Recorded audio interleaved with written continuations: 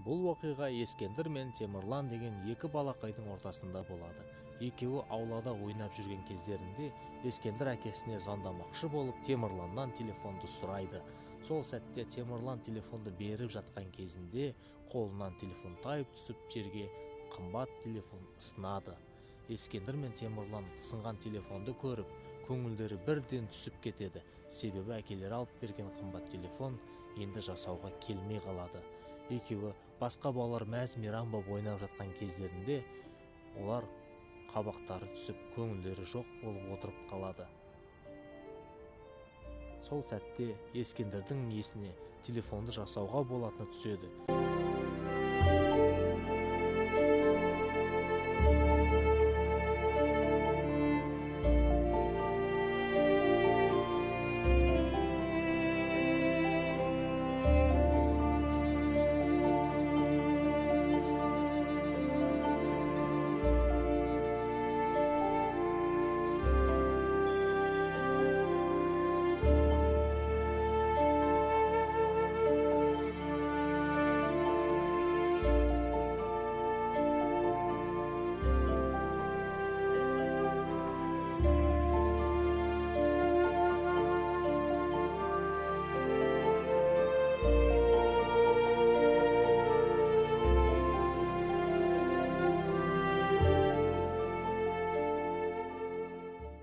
Екеуі телефон жасайтын барлық дүкендерді аралайды, бірақ таба алмайды.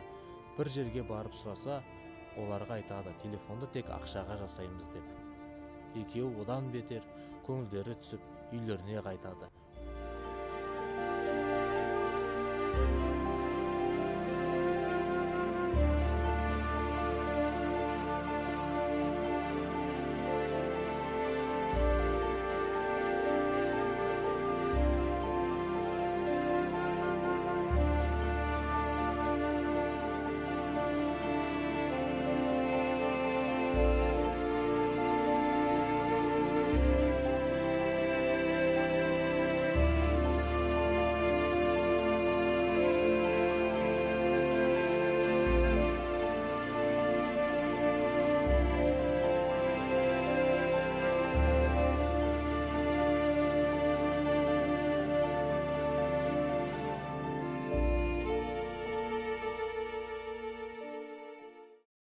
Өздерінің үйлерінің ауласында көңілсіз отырады.